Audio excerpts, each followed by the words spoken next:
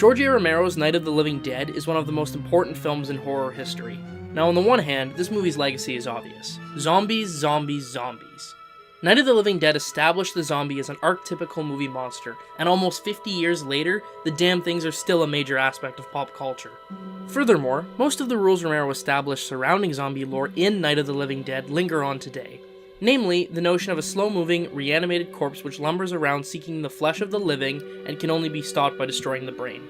Chief, if I were surrounded by 6 or 8 of these things, would I stand a chance with them? Well, there's no problem. If you had a gun, shoot him in the head. That's a sure way to kill him.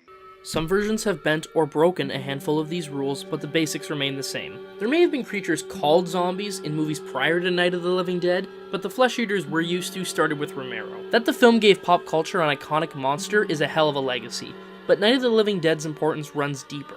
Released in 1968, the film is an important transitional effort between the B-horror movies of the 1950s and the more hardcore and disturbing horror movies of the 1970s. It's important to understand the climate of horror cinema in the 50s, the era of the B-movie. This era was dominated by atomic age paranoia, stories of monsters coming to attack humanity. These movies were not particularly scary. You'll be all right now. I know it's worked!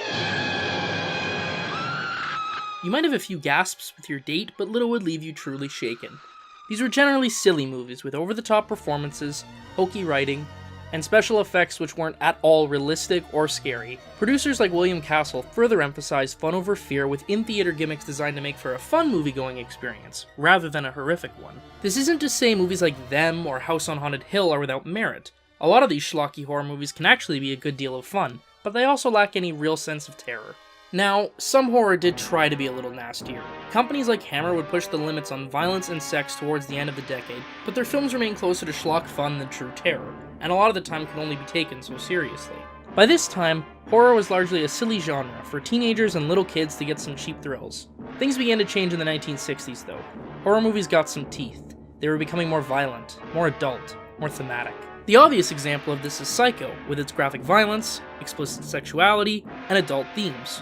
But other horror movies pushed the genre too. For all the boundaries these movies broke though, they didn't exactly overhaul the genre. These films typically came from A-list directors, they were closer to prestige pictures, or were foreign releases that played more to art house crowds than horror crowds. Whatever the case, they were far removed from the B-horror films which defined the genre. Night of the Living Dead was different. Here was a film that was just as brutal as Psycho, and as hopeless as Repulsion, but one still couched in many of the elements that define the B-horror movie. It's a movie made by a totally unknown filmmaker on the cheap that, like many scary movies of the day, was about monsters attacking a group of survivors. Even the title, Night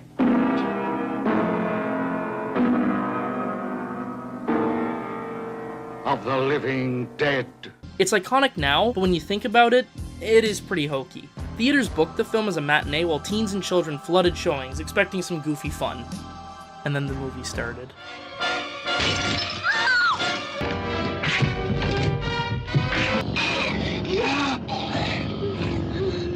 Instead of some fun thrills, audiences were blasted with some hardcore horror that assaulted them from all sides. The characters' efforts fail miserably, the heroes turn on each other, a little girl turns into a zombie and...